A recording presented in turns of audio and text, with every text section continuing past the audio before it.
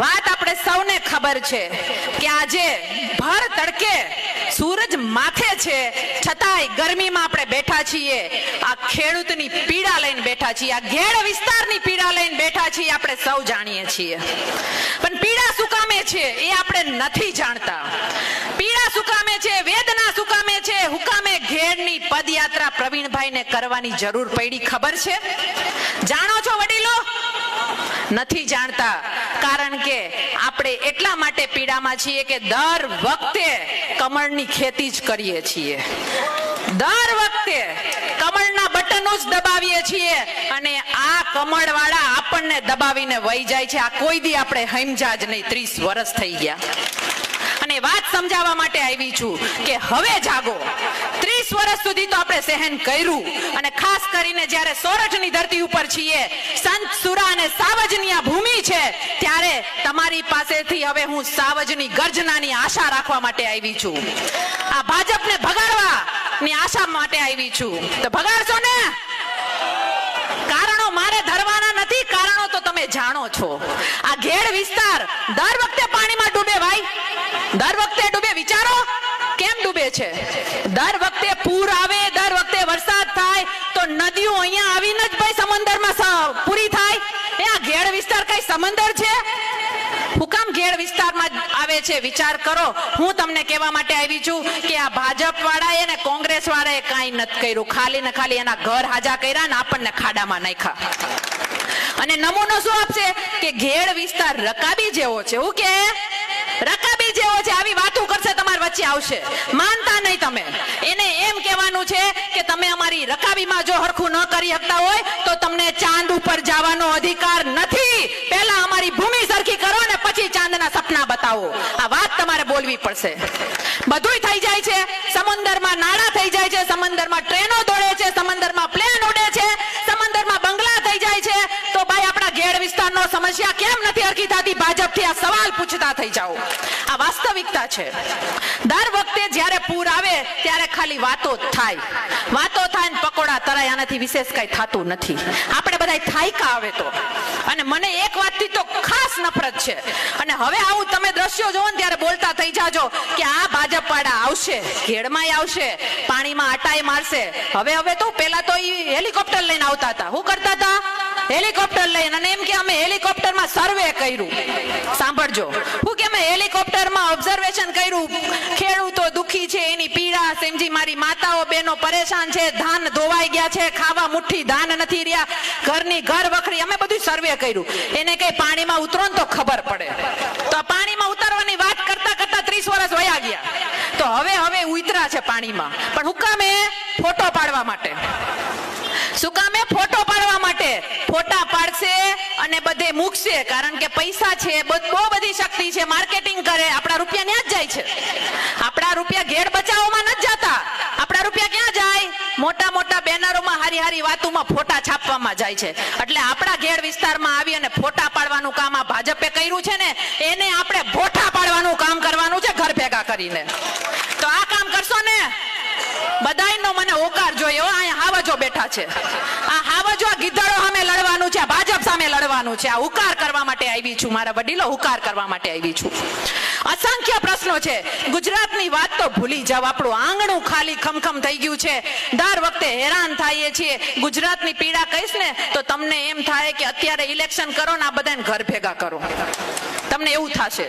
કેટલી જગ્યાએ મોટા મોટા ઉદાહરણ તમને દઈ દઉં. ખાલી ખેડૂતોની પીડા તો છે જ. ખેડૂતોની તો વાત જ પૂછો માં. પણ આખા શહેર વિસ્તારમાં જાઓ કે આખા ગુજરાતમાં જાઓ ને, ન્યાય આવી પીડા છે. રોડ છે તો ક્યાં છે? ખાડામાં. રોડ ક્યાં છે? ખાડામાં. રોડ ખાઈ ગયા આપણા. રોડ ખાઈ ગયા. અત્યારે તમે વિચાર કરો કે બ્રિજ તૂટે છે ને પેપરો ફૂટે છે. ક્યાં ગયું તંત્ર? ક્યાં ગયું ભાજપ? વિચાર તો કરો. એટલું જ નહીં, ખાલી વાતો કરવા માટે નથી કહેતી. એ બ્રિજમાં દબાઈને મર્યા તો ખરા ને. તો શું કહે છે કે કટકો તૂટ્યો. એક કટકો તૂટ્યો આવી વાતો કરે છે. તો હવે તમને લાગતું નથી કે આના પાપના ગળા ભરાઈ ગયા છે? આટલાથી નહીં ભૂલી જાઓ. આ લોકો અગ્નિકાંડો તમે જોયા? રાજકોટમાં અગ્નિકાંડમાં બાળીને છોકરાઓને મારી નાખ્યા. સુરતમાં દીકરાઓને બાળીને મારી નાખ્યા. કેમ ભાઈ? અગ્નિકાંડો અમે જ્યાં જાય ન્યાસ થાય છે. કાં વિધાનસભામાં નથી થતું? કાં મંત્રીઓના બંગલામાં નથી થતો? આપણે હવે એને કહેવાનું છે કે અમે બહુ અગ્નિકાંડમાં અમારા દીકરા હોમાતા જોયા. હવે જો તમે વિસાવદર વાળી કે હાવેણા વાળી નહીં માનો ને તો અમે નેપાળ વાળી કરશું. આ વાત તમારે બોલવી પડશે. આ વાત તમારે બોલવી પડશે. કારણ કે હવે ધીરી ધીરી હાલવાથી નહીં થાય. હવે તો ડાભું માંડવી પડશે. ડાભું તો અહીંયા વિધાનસભામાં પુગાડશો તમે આ બધાઈને, અને પુગાડવા પડશે. આજે તમે પ્રવીણભાઈના પગના છાલા જોવો, દુઃખ થાય. મને આ ઉદાહરણ આપતા દુઃખ થાય કે કોના માટે? આ જનતા માટે. જનતાને જગાડવા માટે પીડા અને સહન વેદના સહન કરે છે. આ મારી માતાઓ બહેનો, તમે બધા વિરલાઓ બધાય આજે ભર તડકે તમે હાલો છો અને તમારા પગની હાલત અમે જોઈએ છીએ ને, અમારા કાળજા કકડી જાય છે કે કેદી આપણે પાછા વળશું, કેદી પાછા વળશું. હવે તો વળો પાછા. એક ઓલા મોદીભાઈ હતા ત્યારે આવીને કહેતા, પણ ઈ વયા ગયા. વિકાસને અહીંયા જન્મ તો આપતા ગયા પણ વયા ગયા ગુજરાતમાંથી. હવે તો સુધરી જાઓ. અને ઈ ઝોલો લઈને ગયા છે. ઝોલો લઈને ગયા છે ઈ શું કરવા? દેશની સેવા કરવા માટે. ગુજરાતને ખાડે નાખ્યું. એટલે ઘણા વિકાસને ગોતતા હશો. ગોતો જે આજુબાજુ છે વિકાસ, જરાક નજર તો નાખો. કઈ હોય તો કે હંતાડો હોય તો ખબર પડે. દઈએ આપણે કે વિકાસ આ છે, ગુજરાતને કહીએ. નહીં જડે. આ વિકાસ મોદી સાહેબના ઝોલામાં દેશ વિદેશમાં ફરે છે. આ એ વિકાસ છે. આ એ વિકાસ છે કે જે નેતાઓના બંગલા બનાવે છે. આ એ વિકાસ છે.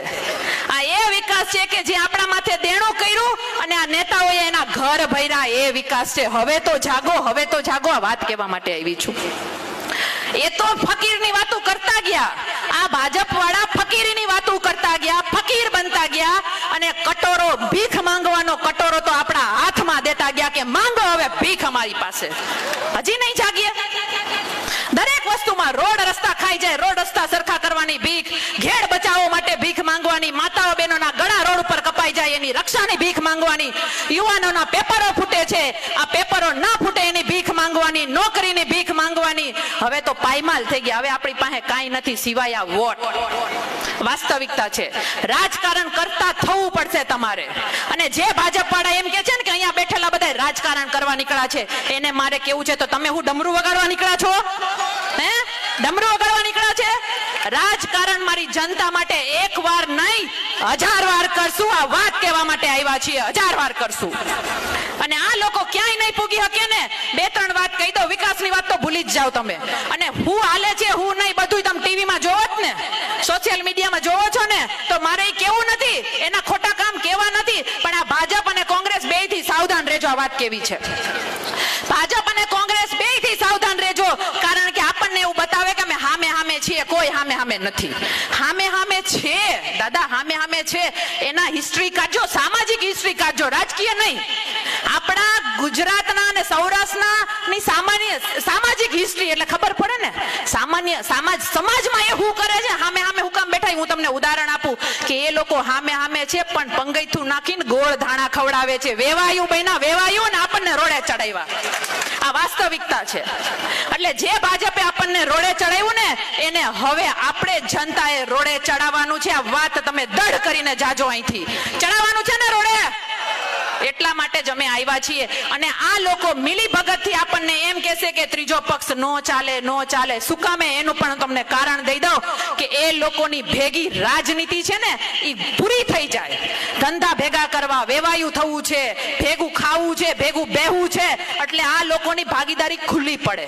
એનું તમને ઉત્તમ ઉદાહરણ દઈ દઉં અને દુઃખ સાથે કહેવું પડે છે કે ચૈતરભાઈ વસાવા, આદિવાસી સમાજનો આ દીકરો જેલમાં છે. શું કામ? એને એમ કીધું કે મનરેગામાં કૌભાંડ થાય છે ને ગરીબોને લૂંટે છે ભાજપ. અને એમાં નામ કોના ખુલ્લા? ભાજપ અને કોંગ્રેસના નેતાઓના ખુલ્લા. આવી ને ધંધાની ભાગીદારી સામે. અને એને જેલમાં પૂર્યા તો શું કામ?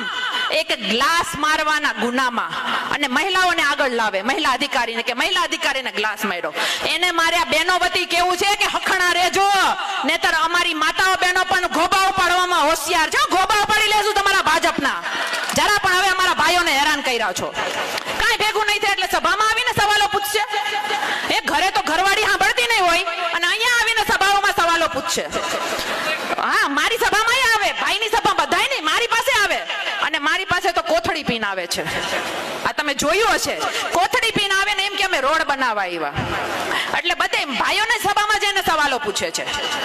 આ પ્રશ્નો 30 નહીં 100 વર્ષ જૂના છે. તો ન્યા પૂછો ને ભાજપને, અહીંયા હું કેમ આવો છો? એટલે છેલ્લે એટલું તમારે સમજવું ચાવી કપલીનું હશે, જેનું કામ ખાલી ને ખાલી પિન મારવાનું છે. શું છે? પિન મારવાનું. પણ આપણે હવે ભાજપને પિન મારીને ઘર ભેગી કરવાની છે. આ વાત કહેવા માટે આવ્યું છું. છો ને તૈયાર? એટલે હવે વિશેષ વાત મારે નથી કરવી. મારે તમને એટલું કહેવું છે કે હિંમત રાખજો. આ લોકોની પ્રભુ શ્રી રામને વચ્ચે લઈ આવે તો પણ માનતા નહીં. છેલ્લે બે વાત યાદ આવી એટલે કહી દઉં કે આ લોકો છેલ્લે શું કરશે? પ્રભુ શ્રી રામને વચ્ચે લઈ આવશે, આપણને બીવડાવશે. તમે મને એક વાતનો જવાબ આપો. અહીંયા મારી માતાઓ બેઠી છે, અહીંયા છેલ્લે સુધી મારો યુવાન ભાઈ છે, મારા આ ધોળી મિલિટરી આજે ગામે ગામ છે ને ધોળી મિલિટરી, કારણ કે જુવાની વયા ગયા ધોળી મિલિટરી જ રહી છે હવે. પણ દાદા, અમે નાના હતા ને ત્યારે પણ ભગવાન શ્રી રામના ચોરામાં રમેલા છીએ. છે કે નહીં ગામે ગામ ચોરા? પ્રભુ શ્રી રામના ચોરા ગામે ગામ છે. આ ભાજપ વાળા આપણા ધર્મની રક્ષા કરવાના શું? આ ભાજપ વાળા મારે એને કહેવાનું છે કે પ્રભુ શ્રી રામના ચોરે અમે મોટા થયા છે. ઝાલરો વગાડીને પ્રભુ શ્રી રામની ધૂન ગાઈ છે, એની આરાધના કરી છે. તમારાથી અમારો ધર્મ ન સચવાય. તમે ખાલી ગુજરાત સાચવી દો. વાત મારે એને કેવી છે. દેશભક્તિની વાત લઈ આવશે, યાદ રાખજો. દેશભક્તિની વાત લઈ આવશે કે અહીંયા બેઠેલા બધા દેશદ્રોહી. શું કહે છે? અમે કહીએ કે ખેડૂત મરે છે તો કે દેશદ્રોહી. અમે કહીએ યુવાન ગળા ફાંસા ખાઈને મરે છે, પેપરો ફૂટે છે, નોકરીઓ નથી મળતી, બહેનોના ગળા વેતરાઈ જાય છે તો કે બધા દેશદ્રોહી. આ બધા દેશદ્રોહી. તો આ લોકો દેશભક્ત છે? દેશની રક્ષા તો વર્ષોથી આપણા ફોજી વીરો કરે છે. આપણા ફોજી વીરો કરે છે. અને આ ફોજી વીરોને આ લોકોએ ગાંધીનગરમાં રોડ ઉપર લાવી દીધા ને. ઈ ભાજપ છે ને દેશભક્તિની વાતો કરે. એ પાકિસ્તાન આરે ક્રિકેટ રમવા મોકલી દીધા. આપણા ક્રિકેટરોને બદનામી સહન કરવી પડી. આ એ ભાજપ છે. વિચાર તો કરો. અને એને એટલી બધી દેશભક્તિ વાલી હોય ને તો આ મંચ ઉપરથી કહું છું કે તમે કાયદો બનાવો. સરકાર એની છે ને, કાયદો બનાવો કે જે પણ ધારાસભ્ય બને ને એને એના દીકરાને કા પોતે બોર્ડર ઉપર જવું પડશે ને દેશની રક્ષા કરવી પડશે. બનાવો કાયદો. અમે જવા તૈયાર છીએ. કોઈ દેશભક્ત નથી. દેશની રક્ષા તો માત્ર ને માત્ર આપણા ફોજી વીરો કરે છે. અને છતાં પણ કહું છું, મારા દરેક વતી કહું છું, તમારા વતી આ ભાજપને કહેવા માંગુ છું કે હજી પણ અમારા પ્રમાણપત્ર જોતા હોય તો આપી દો મારા હાથમાં AK-47 અને લાવો એ આતંકવાદીઓને મારી સામે છાતીઓમાં ગોળી મારીને ઢીમ ન ઢાળી દઉં ને તો મા ભૂમની દીકરી નહીં હું. અમારી દેશભક્તિના પ્રમાણપત્ર તમે માંગશો. એટલે ભાજપ કોંગ્રેસને હવે ઘર ભેગા કરવાનો સમય આવી ગયો છે. અંતમાં મારે બીજું કાંઈ નથી કેવું. તમારી પાસે આશા રાખું છું કે આમાં જે તાકાત છે ને, મતની જે તાકાત છે એ તાકાત આપતા રહેજો અને પ્રવીણભાઈ જેવા લડવૈયાનો ઓથ બનતા રહેજો. આ વાત કહી અને હું મારી વાણીને વિરમું છું. બે હાથ ઊંચા કરી અને ભારત માતાનો જય જયકાર કરવાનો છે. બોલો ભારત માતા કી જય. જવાન વંદે. ધન્યવાદ. જય હિન્દ, જય ભારત.